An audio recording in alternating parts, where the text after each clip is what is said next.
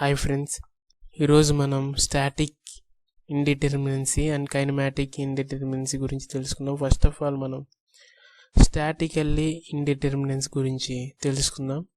Structures that cannot be statically analysed using only equilibrium equation. ఇది దాని definition. వాటిలో types చూద్దాం. స్టాటికల్లీ ఇండిటర్మినెన్సీలో టైప్స్ ఏముంటాయంటే రెండు టైప్స్ ఉంటాయి. Internal static indeterminacy, external total indeterminacy. వీటిని డిఎస్ఐ డిఎస్సితో డిటర్మినేట్ చేస్తారు.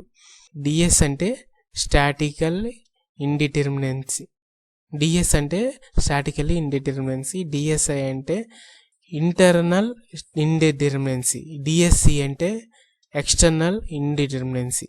అంటే statically indeterminacy equal to DSI అంటే internal indeterminacy plus external indeterminacy. Next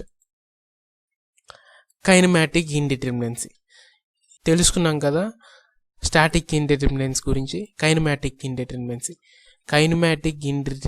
అంటే kinematic indeterminacy equal to degree of freedom. Kinematic indeterminacy equal to degree of freedom. If displacement of compound of joint cannot be determined by the capillarity equation is called kinematic indeterminate structure. దీని definition ఇది kinematic indeterminacy. ఈ రెండిటి formulas చూద్దాం.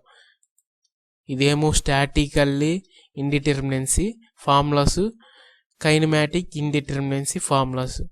Statically indeterminacy formulas ఏంటి?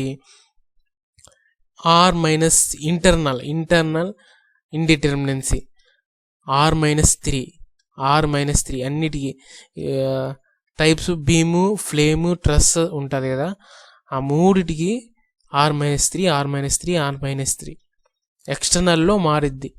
బీమ్కేమో 0 వచ్చిద్ది, ఫ్లేమ్కేమో x3 × c వచ్చిద్ది, m ట్రస్సెస్కేమో m-2j-3 వచ్చింది. First వీటికి డెఫినేషన్. ఆర్ అంటే ఏంటి? R equal to n number of unknown reactions.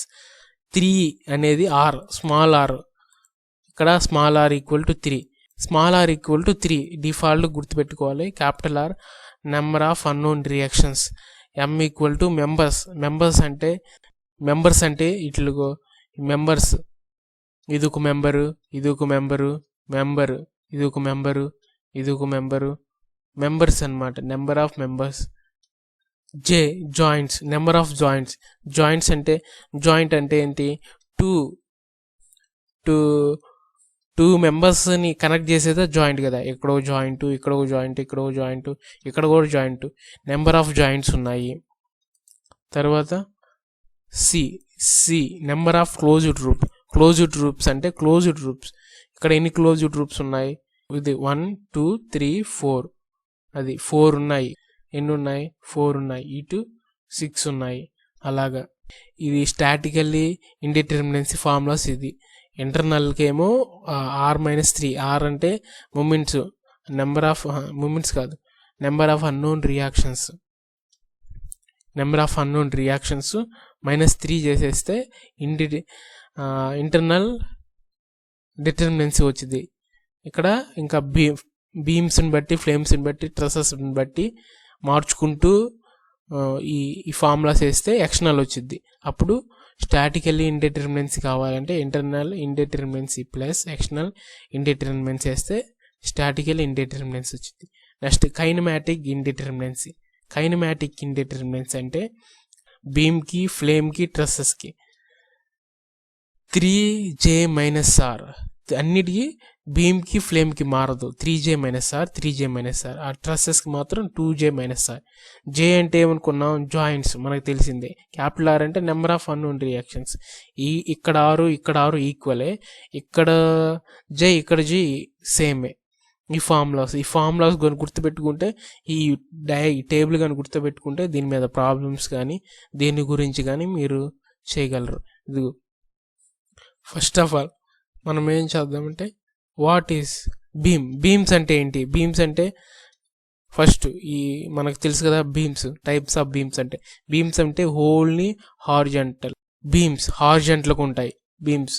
క్యాంటిలివరు, supports, cantilever, simply supported, overhanging, continuous, fixed end, ఈ హార్జెంటల్గా ఉన్న అన్నిటిని బీమ్స్ అంటారు. తర్వాత ఫ్లేమ్స్ అంటే కాలం ఉంటుంది, స్లాబ్స్ రెండు ఇంక్లూడ్ అయి ఉంటుంది. అక్కడ ఓన్లీ బీమే ఉంటుంది హార్జెంటల్, కాలం మాత్రం రాదు. ఇక్కడ కాలము ఇంక్లూడ్ అయ్యిద్ది, స్లాబ్ ఇంక్లూడ్ అయ్యిద్ది. పెద్ద పెద్ద స్ట్రక్చర్స్ అన్నీ ఫ్లేమ్స్ లాగానే కడతారు. తర్వాత ఇది ట్రస్సెస్ అని మనకు తెలుసు కాబట్టి king post, queen post, trusses మనకు తెలుసు కాబట్టి ఇదిగో ట్రస్సెస్ ఉంటాయి, ఇంక్లూడ్గా ఉంటాయి. ఇంకో king post, queen post, trusses రేకుల షెడ్ కింద గూడమ్స్లో వాడుతూ ఉంటారు. వీటిని ట్రస్సెస్ అంటారు.